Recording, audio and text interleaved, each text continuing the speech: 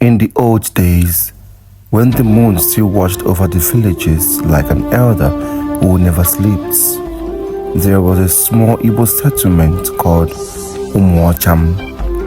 Mud houses rested on red earth. Palm trees whispered secrets to the wind, and at night silence sat heavily as if the land itself was listening. In one compound lived a family the villagers pitied but never truly understood. The man of the house was once a great chief, a man whose words ended arguments, a man whose footsteps commanded respect, but power attracts both honor and envy.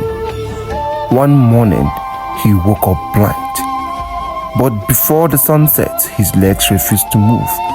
Before the moon returned, his voice disappeared. He did not die. He remained lying on a raffia mat like a spirit trapped inside a living body. His wife became his caretaker.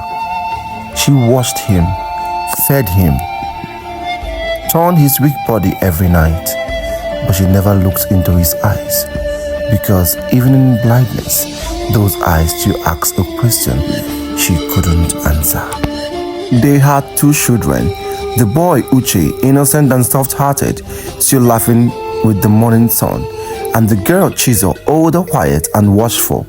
Chizo noticed things, the way her mother froze when all spread at night, the way she whispered prayers without sound. And slowly fear entered Chizo's heart.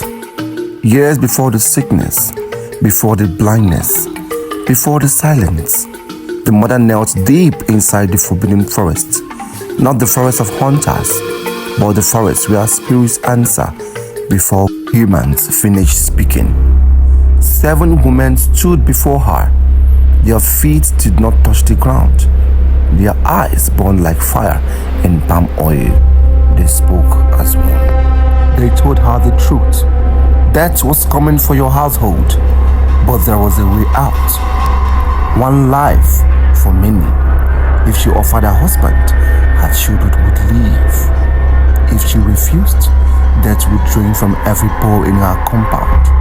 She cried, she begged, she screamed, but fear does not listen to tears, and so she agreed. She did not cut him with a knife. She did not spill blood.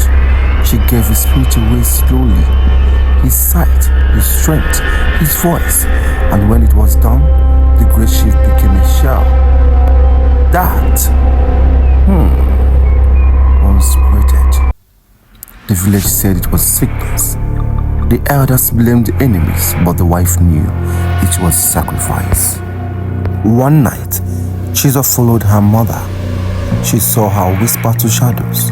She saw symbols glowing in the air. She saw a hand scream with the voice of a human child. And knowledge entered her heart. Her father was not sick. He was offered.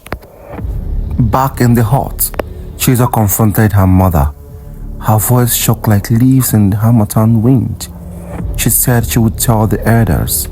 She said she would expose everything. The mother looked at her daughter.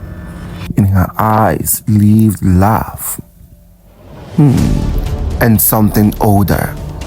A woman who has crossed once will cross again. The lamp flickered. The wind howled. Ancient words filled the hut. Chizo screamed. Feathers exploded into the air. And where a daughter once stood, a hand flapped widely.